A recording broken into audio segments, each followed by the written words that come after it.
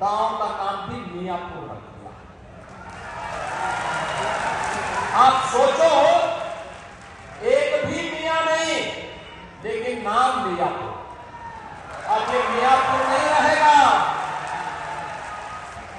अब बांग्लादेश से आए हुए इन बंदों की इस बस्ती का नाम रविंद्र नगर होगा। रविंद्र नगर, गुरुदेव रविंद्र।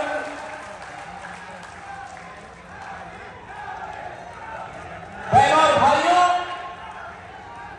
भारत को राष्ट्रगान देने वाले गुरुदेव रविंद्रनाथ ठाकुर के नाम पर अब आपकी पहचान होगी रविंद्र नगर के रूप में। बंगाल की भूमि तो भारत की आध्यात्मिक और विरासत की भूमि है। भारत को राष्ट्रगान गुरुदेव रविंद्रनाथ ठाकुर ने दिया और भारत का राष्ट्रगीत भी बंकिम चंद्र चट्टोपाध्याय जी ने दिया।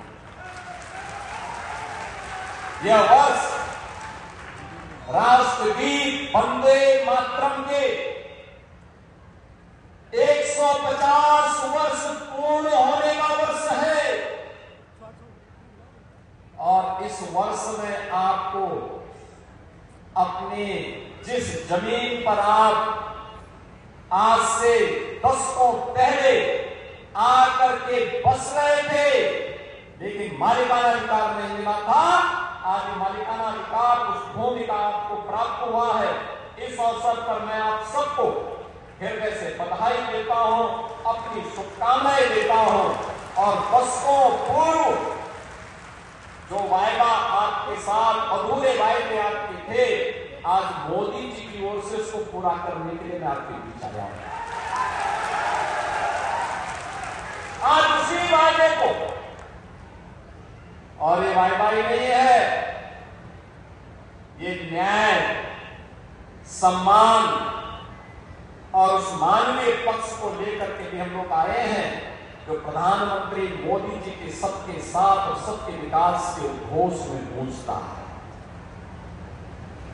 आपके साथ ये न्याय है कि आपको अधिकार मिलना चाहिए, और ये उस कहानी को भी कहता है। बहनों और भाइयों, इस बारे में भी हम सबका ध्यान आकर्षित करता है, हर भारतवासी का ध्यान आकर्षित करता है। याद करिए, बांग्लादेश में हिंदू प्रताड़ित होता है, सिख प्रताड़ित होता है, बौद्ध प्रताड़ित होता है, जैनी प्रताड़ित होता है। उसकी आस और उसका विश्वास भारत की तरफ होता है और भारत की तरफ देखता है। भारत उसको न्याय देगा, भारत उसके साथ खड़ा होगा, भारत उसके साथ इस रूप में खड़ा हो रहा है।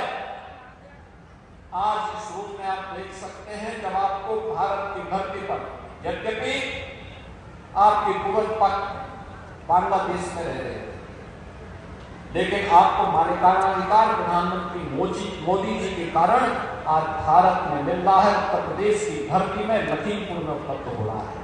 यह है भारत की लड़ाई। इसलिए न्याय की लड़ाई है ये। सम्मान की इस लड़ाई को, स्वावलंबन की इस लड़ाई को और मानवता की इस लड़ाई को, जो संघर्षों से आपने प्रारंभ की, आज सम्मान के साथ आप इसे प्राप्त कर रहे हैं। इसकी भी मैं आपको बधाई देने के लिए यहां पर आया हूं।